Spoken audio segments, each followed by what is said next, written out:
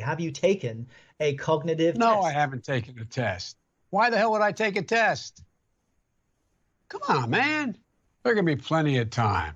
And by the way, as I joke with him, I shouldn't say it. I'm going to say something I probably shouldn't say.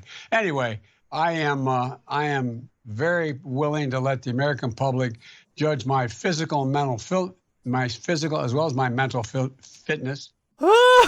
Oh my goodness. Isn't it strange that the presidential hopeful on the Democratic ticket is one MIA from the rest of the world in hiding in some kind of basement, and when he comes out, he does this. Welcome back, beautiful and amazing human beings. This is Okradowski of WeAreChange.org. A lot of things to get into in this video. Specifically, me being very happy that I left the hellhole that is New York City. We're going to be updating you about the latest forms of insanity unfolding there. And before we get right into it, we wanted to remind everyone that this independent YouTube channel, this independent news organization, believes that there is a larger divide and conquer agenda out there meant so people fight each other and never truly look at the true source of their problems. And even though some people are divided amongst their race, their gender, their preferences, that is a big illusion, and the real divide is amongst fools and people who are not fools. That's our belief, and that's why we're also getting censored. This channel's 100% demonetized, and we're also getting shadow banned for expressing these kind of messages and also exposing a lot of the elites. But that's why we started working with companies that we like, that I personally use. One of them is VPN City, and it allows you greater access to information and entertainment that you wouldn't have if you had this VPN service, which also gives you an extra layer of privacy and security online. So facetiously saying, if some kind of dictator set up a checkpoint from you getting from one place to another in the digital space, a VPN allows you to spoof your location and to travel to that place without some autocratic, benevolent dictator setting up his checkpoint preventing you from doing so. I like VPN City. I use it. I think you will too. Check it out in the description below. And if you use our affiliate code, it also helps us sustain this independent media operation. Now, I think this is very important to bring up now, but not so long ago, and maybe even someone you know who's older may tell you about this, but just a few decades ago, the medical industry was being exploited by big business to push things that were not good for you, all in the name of health. The most egregious example of this is cigarettes, where medical doctors literally promoted and told you that smoking cigarettes was good for you. And in hindsight, we see that that's absolutely stupid and insane. But one thing that we have to wake up and realize is this is the same exact thing happening right now. Sorry to use my outdoor voice, but holy cow, if we understand it happened before, what made you think it stopped? It absolutely hasn't. Science, the quote experts, all of them are for sale, and they will tell you anything as long as you pay them enough to do so. With even just this recent example, something that I've been talking about for a number of years now, specifically debating about the effects of processed sugars and, of course, fats. Fats, which had a PR campaign launched against it by the sugar industry. Fats that are also essential to your immune system and also to your mental health. This is why when you go to a supermarket, you're going to see a lot of items that are called fat-free. You see it everywhere. You don't see sugar-free a lot. But one of the main reasons you see fat-free is because of the sugar industry financing scientists to point the finger at them for the deteriorating of America's health. And if we look at Americans, what's happening with obesity, diabetes, the lack of health, the destruction of their immune system, one, you really have to wonder why.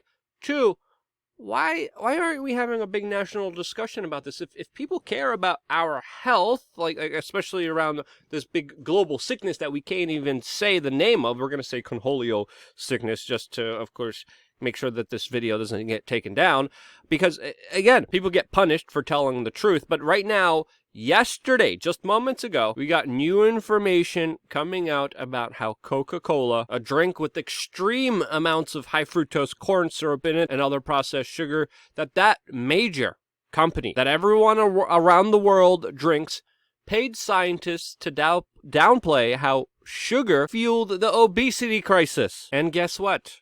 the science, the data, the quote, research by the experts was fudged. Why?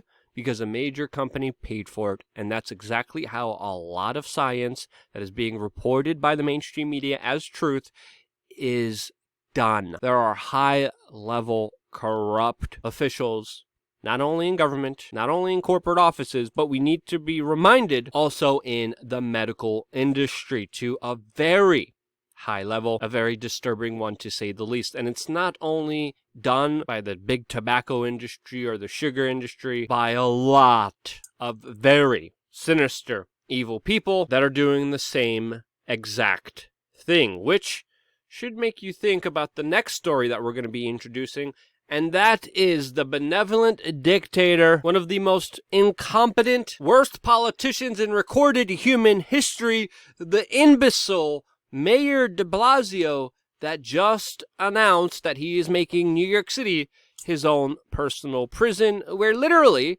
people will be stopped at security checkpoints from trying to enter the city freely, which you no longer can because this douche flute decided so. And again, this is just another insane example of government gone too far.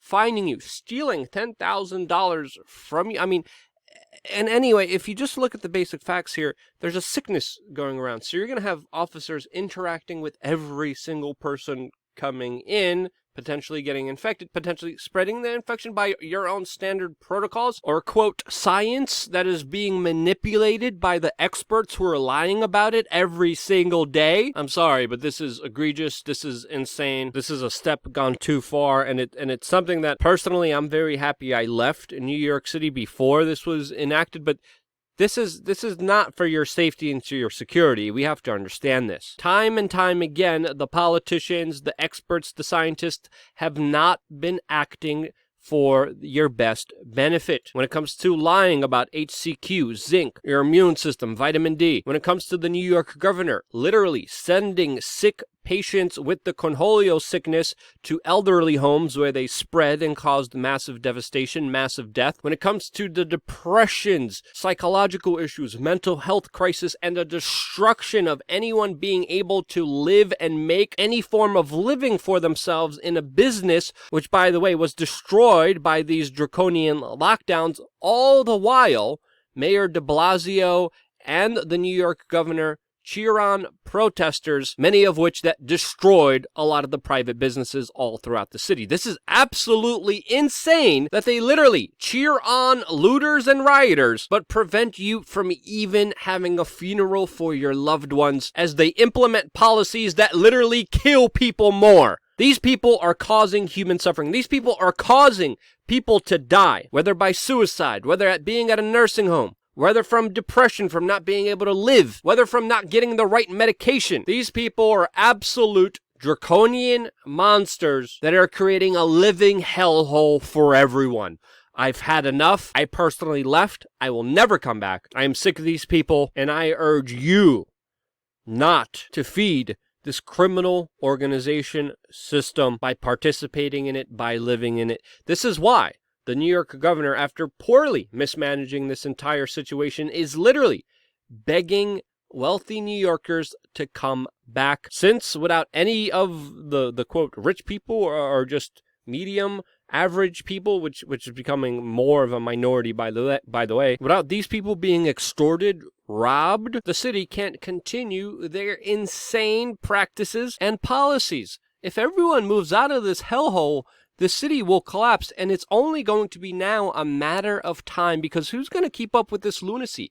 Why live in a city that more and more smells like piss? You get fined for just trying to live your life. You can't open up your business. You can't gather unless you're being a part of a protest. Pretty much can't do anything in the city unless you're protesting. All the while, there's a massive spike in burglaries, murders, and shootings all throughout the city, with even robberies just going up 286% in one neighborhood in Manhattan alone. And you expect me to live in that hellhole and pay top dollar to live in it? Hell freaking no. Seriously, what are you thinking living in such a place?